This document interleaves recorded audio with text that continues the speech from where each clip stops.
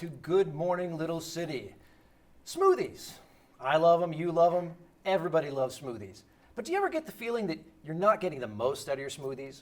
Well, we have a guest today here with us who's going to help us with that.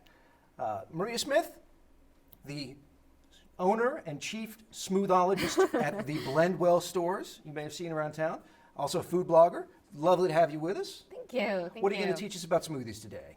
Well, what I'm going to be talking about is green smoothies. Ooh. Yes, and incorporating vegetables like spinach into your smoothies. A lot of people, I think, are scared to because they're worried it's going to taste vegetable-y, but it does not. It's delicious. We're going to add fruits. It's going to be fantastic. Yeah, now I don't want my smoothie to be too good for me. I'm sorry, it's going to be pretty good for you. So the first thing we do is add 2 cups of spinach. So what's great about the green smoothies is that they are an excellent source of antioxidants, which now is that packed or loose? It's relatively, you don't want to shove it in there, but it doesn't have to be, you don't want it super, just about medium, like a good healthy amount. It's not, this is an art and not in science, so it's all right if it's not exact, but about 2 cups, and you definitely want it, fresh. And then 2 cups of water.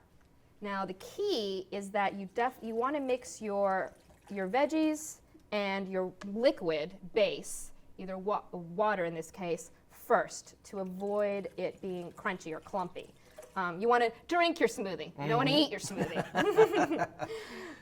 So this step only adds an extra 30 or 60 seconds. You are the blend master. Let's blend that up. Let's see if I can do this. Let's see. So just like I said, 30 or 60 30 seconds. seconds? 30 seconds, Yeah. all right.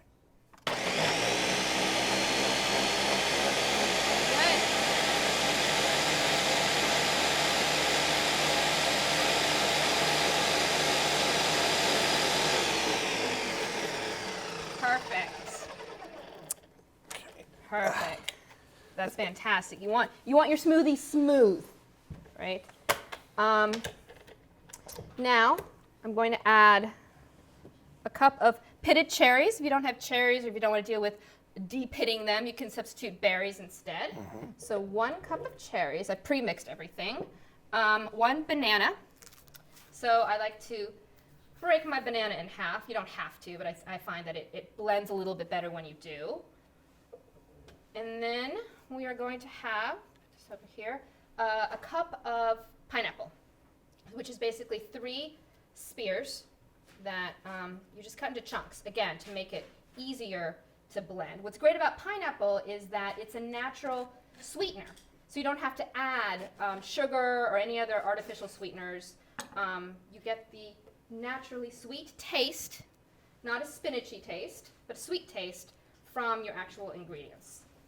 And now I know that that fresh pineapple's best, but could you use canned if you didn't have fresh available?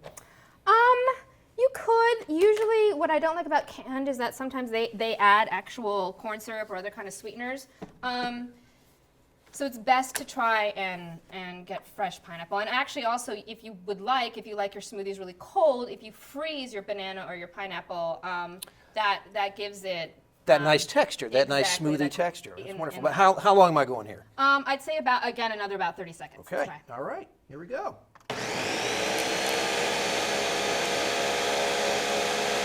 Got a lot of color to it. Yes.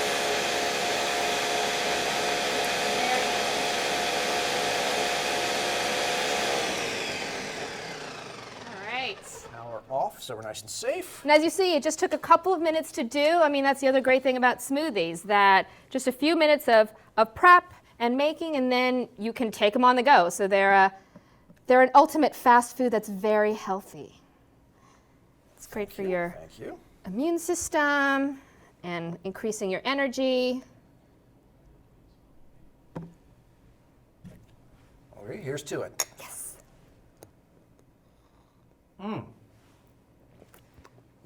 That is wonderful. I would Isn't never know I'm getting healthy things in there. Exactly. That is just absolutely wonderful. Oh, Maria, thanks so much for joining us. Thank you. Next up, a Pac-Man game you can play at home.